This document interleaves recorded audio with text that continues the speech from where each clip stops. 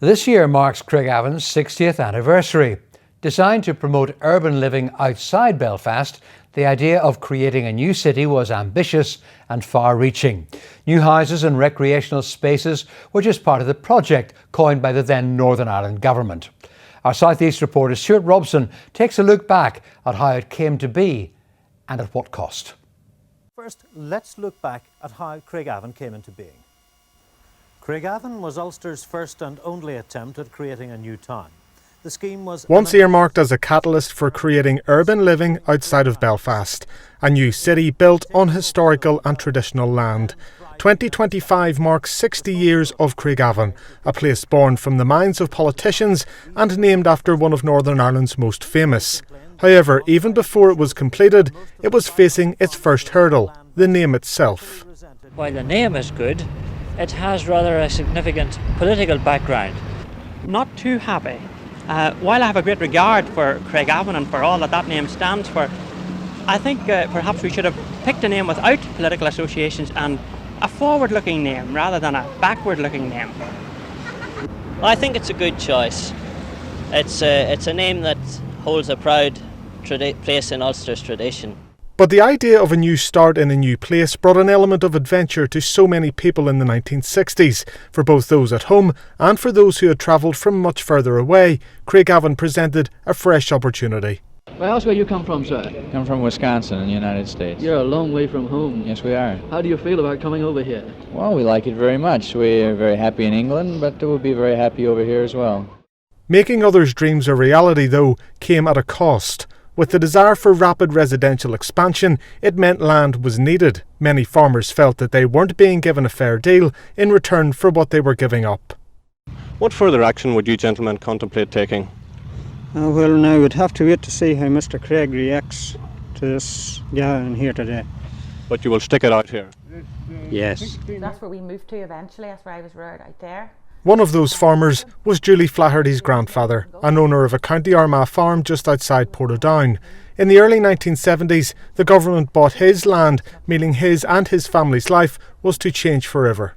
My grandfather was a fabulous gentleman, well known round the town, Wesley Honeyfort, and my grandmother Florence.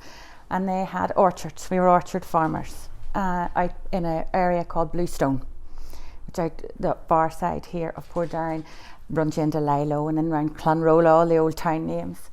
And a very happy family, 3 sons, my dad's the youngest, and idyllic childhood there, an idyllic life, until the Craigavon Commission came along, some might say. Some of the footage and old photographs are really quite shocking. You wouldn't even have thought it for it to have been maybe late 60s into 70s, really not that long ago. And there was lots of farmers sit-ins and gate protests and all this went on, and some refused to leave. You'll find little houses and cottages and farms dotted about even in and around the roundabouts. If you take a wee look where they stood their ground. Funny, in our family we have seen it essentially on both sides in a way, because my father's family were vested, say Bluestone, but my mother's family, my grandfather on my mother's side of the family actually worked for the Craigavon Commission. So we sort of had a side in both. Public paths like this one were built back in the 1960s to make Craigavon more accessible by bike and by foot, and they're still being used today, linking Lurgan, which is 9 miles this way, and Portadown, which is 9 miles behind me. Bus tours even took prospective residents around the new streets for a closer look. But it wasn't just homes that started popping up. Buildings like Marlborough House, which is now being proposed as becoming a listed building, showed Craigavon was looking to the future. Craigavon Area Hospital opened in 1972 and still remains today. Meanwhile, 2 recreational lakes were created to make the area a leisure hotspot. And of course, maybe what Craigavon has become widely known for, it has no less than 8 roundabouts. It was the beginning of Northern Ireland's newest city, a modern endeavour. Judith McLaughlin is originally from the area, but has made the United States her home for more than 2 decades. Thousands of miles away, but always remembering where she's from. I can remember kind of Craigavon being, with the shopping centre in the new area there. It was very fun and very new. And it was, at that time, there was kind of an energy kind of built around how modern Craigavon was.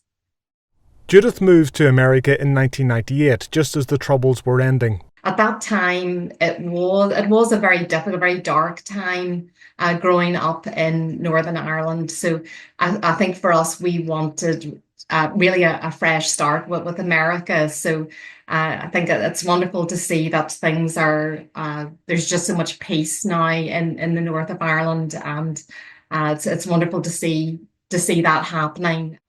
The violence inevitably stalled development. Land, even to this day, remains vacant.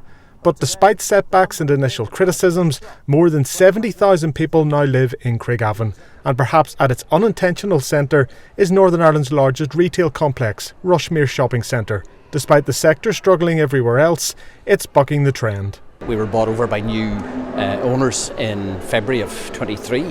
And since that, in the 2 years since that, they've embarked on a major investment in the scheme and refurbishment, spending in excess of £10 million throughout 2023, and signing up to 13 new leases in that period as well. So I think that has been key really to our success. We had 8 million visitors last year.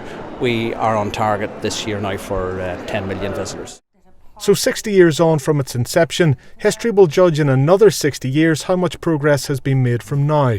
For those who have lived here all of their lives, there's plenty more to offer. We have still a long way to go, but there has been an immense change in the last number of years.